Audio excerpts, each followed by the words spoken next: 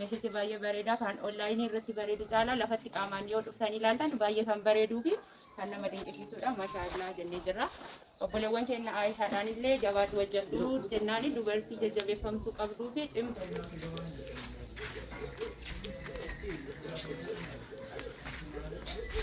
Assalamu alaikum warahmatullahi wabarakatuh. Asha markafuni kabjamtoota daawwattoota Asha inda kadirtu egaa kabjamtoota daawwattoota keenya Asha bakka fuudhan obboleettiin teenna raadiyaa namoonni jedhamu asitti dhuftee viidiyoo hojjetaa jirti jechuudha. Egaa warroonni chaanaalii keenya kanaaf haaraa taatan subscribe gochuun gara chaanaalii keenyatti goota. Warroonni immoo maamila keenya taatan immoo hiriyoota keessaniif share godhaa isiniif jenna. Meeshaawwan kun akka nama biraallee gahu meeshaa bichaa miti. Egaa viidiyoo adda addaa qabna, pirankii qabna, dabree challenge surprise wantoota hedduu qabna jechuudha. Egaa kabajamtoota daawwattoota keenya kanaaf miidiyaan keenya kun chaanaalii keenya kun akka nama bira gahuuf share godhaa isiniin jenna. Jalqaba irratti yeroo seentan meeshaan kun illee ni bareeda. Nullee maashaallah amala bareedaa hojii bareedaa harka qabnaami laayik nu godhaa isiniin jenna. Itti aansuudhaan immoo dhiifama raadiyoo assalaamu alaikum.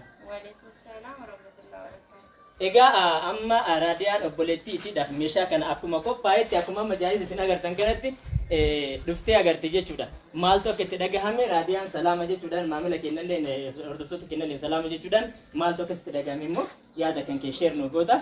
Ijoollee biyya alaa jirantu si hordofa, nama biyya keessa jirantu ilaalaa yaada kan kee share nu godhi isin jechuu barbaanna waan argitee fi akkaataa itti dhufte hundaa. Assalamu alaikum warahmatullahi wabarakatuh. Ani hadara obboolettii tenyaaSAMIIRA jedhamtu meeshaa kana fuudhuun dhufe. Meeshicha onlaayinii irratti argiteeti kan isin ajajje. Meeshichi baay'ee bareedaa kan onlaayinii irratti bareedu caalaa lafatti qaamaan yoo dhuftanii ilaaltan baay'ee kan bareeduu fi kan nama dinqisiisudha. Mashaallaa jennee jirra. Obboleewwan keenya Aayishaadhaan illee jabaatu wajjadhu jennaani dubartii jajjabeeffamtuu qabduu fi cimtuu waan taateef isinillee ajajadhaati fudhadhaa. Anillee hadaraadhaan obboleettii kiyya bakka bu'ee meeshaa kanneen hunda isaa fuudhee galuutiin jedha. Isinillee hojjettadhaati fudhadhaa galaa. Maashaallah meeshaan baay'ee bareedaa. Jiraadhaa galatooma. Egaa kabajamtoota daawwattoota keenyaa maqaa chaanaalii Asha inda kadirtuuf jedhuun ishee inni galateeffadha. Galateeffachuu bichaa miti osoo danda'amaa ta'e amma chaanaalii tokko banee sidhaa feereenatti tola ture. Egaa sanillee akka chaanaalii mataa keessanii qabatanii ofillee gara YouTube illee dhuftanii tiniin bismillah wajjin hojjennu abdiin qaba jechuudha. Maaliif eenyumtuu gara iimeelii banatee telegiraama iimeelii chaanaalii kamiiniyyuu gara teekinooloojii dhufee hojjetu qaba jechuudha. Kanaaf ijoolleen keenya namoonni biyya alaa jirtan chaanaalii keessan banadhaa achuma osoo jirtan chaanaalii keessanillee guddifadhaa galaa ofillee immootu yaani dhaamsa isheen isinii dabarsitee dhageettanii jirtu raadiyaan guddaa galatame isin jedha.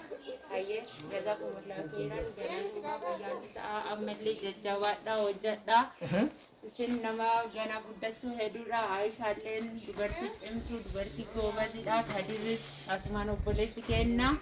Hojii kana baay'ee dinqisiifadhee jira. Akka onlaayiniidhaan viidiyoodhaan ilaalu irra qaamaan gaafa dhufee ilaalu baay'ee kan bareeduu fi baay'ee kan namatti toludha. Maashaallah barakallaa jedhanii jira. Guddaa galatoomaa nuuf jiraadha. Egaa raadiyaan baay'ee nu boonistee jirti guddaa galatoomii ammaan achitti na eegiti. Inshaallah viidiyoo tokko mootu meeshaalee kana babbaneen isin agarsiisa. Guddaa galatoomii isin jechuu barbaada. Dhugaa dubbachuuf taana maali jennaan yaada bilchaataa nu kennite.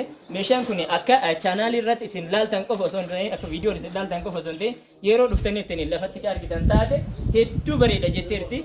Atillee guddaa galatoomii. Obboleettii teessee achi biyya alaa teessee meeshaa kana xalabdee haala kanaan isinillee akka irraa fuutan goote immoo nama galee itti fayyadamuu fi bakka mul'ata isaa kaawuu isaa nama gahu rabbisii haa taasisu jechuudhaan maqaa rabbiitiin rabbiin kadhachuun galateeffachuun barbaada. Egaa ammaan immootu akkuma argaa jirtan kana obboleettiin keenya mana ciisichaa keessaa doolaaba tasriyaa algaa bareedaa kana qabdi jechuudha. Meen bareedu laala dhugaa hedduu bareeda nama galee ilma irratti argatu nama galee immootu itti hara galfatu rabbisii haa taasisu hin jenna. Ammaan algaan doolaabni si balbala lama tamaa gamanaan koonfartii kan galchu baay'ee keessi isaa asii achi fagoo kan ta'e jechuudha. Qabdii obboleettiin teenya haala kanaan hojjennee feerra asitti illee balballi lama kan walirratti cufamu akkuma san qabdi jechuudha. Egaa hedduu bareedadha. Hedduu bareedu isaa namoonni qaamaan dhufanii feedbackii nu kennanii fi namoonni meeshaa galchinee fi feedbackii nu kennan hedduun isaanii meeshaa keenya qulqullina isaaniitii fi bareedina isaanii nu mirkaneessu jechuudha. asittillee inni kun namni lama osoo keessatti dhogatee ni dhokata. Uffata nama hedduu yaani komatii namaatiin fakkeenya asiin kan dhufe kun haga kana caalaan dheeratu jechuudha.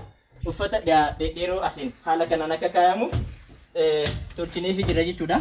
Asitti immoo masaabaa lama babal'aa guddaa ta'e qabdi jechuudha. Itti aansuudhaan immoo asitti buleetiin teenna itti aansuudhaan direesingii qabdi jechuudha. Meeshaa mana ciisichaa keessa haala kanaan isa kanallee islaayidariidhaan hojjennee fi jira jechuudha. Bareedu laalame. Waaw, maashaallah jedhaan ni bareeda, hedduu bareeda. Egaa kun asiin banaa fakkaatu kun keessan immoo iddoo qaba. Uffata wantoota adda addaa keessa kaa'achuuf namatti tola jechuudha.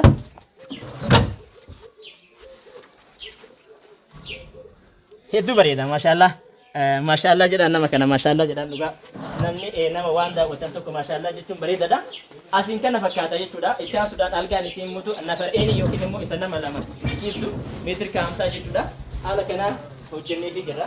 Inni kun immoo ispoonjiidhaan qulqulleessuunis ta'ee waan kamiinuu qulqulleessuun ni danda'ama.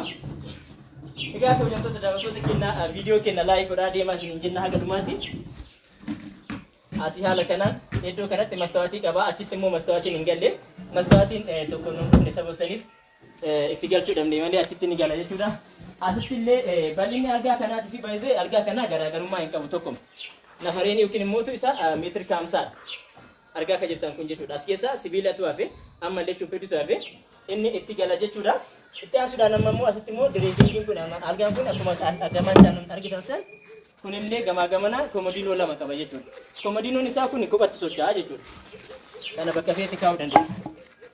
Gartanii isa kana immoo komodiinoon isaa addatti socho'aa kanas haala kanaan jechuudha. Gartanii asii fidee deebistee galtaa.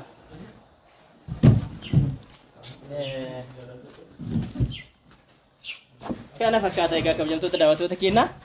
Haga ammaa nama jituruu keessaniif guddaa galatooma. Namoonni baay'een eessatti argamtan kan jettaniif nuti iddoon itti argama keenya Adaamaadha. Haalli hojimaata keenyaa garuu Oromiyaa guutuu keessa jechuudha. Bakka Oromiyaa guutuu bakkeen isin nu geessaa jettan kamiyyuu nu geessina jechuudha. Baalee roobee yoo barbaadde asiin Oromiyaa Harargee kaleessa fakkeenyaaf viidiyoo kaleessa isin dhiifne keessatti Harargee deemne meeshaan sun Harargee deema jechuudha.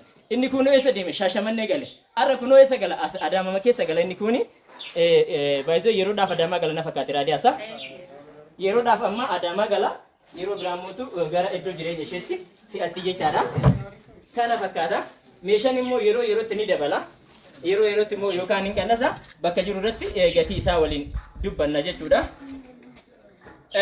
Gatiin ni qannasa kan jettaniif yeroo koronaa sanii meeshaan baay'ee dabalee ture. Akkuma dabaleen bakkuma saniin isteejima saniin yeroo tokkotti gaappi godhe achiin booda sadarkama saniin deemaa ture. Ammallee yeroo ammaa kana haala qaala'insaa haala nageenya addunyaa kanaa wal qabate meeshaan qaala'ee kun gad deebi'ee bakka duraatti deebi'ee akka jedhu baay'ee anaafillee gaafidha. Yoo kan qannasu taate walumaan nu qannasa gammachuu guddaadha. Yoo qannasin illee mootu akkasumatti jireenyi itti fufa jechuudha. Haga ammaa nama jiruu keessaniif guddaa galatoomaa isin jaalanna isin kabajna. Assalaamu alaykum warahmatullahi ta'ala wabarakaatuh.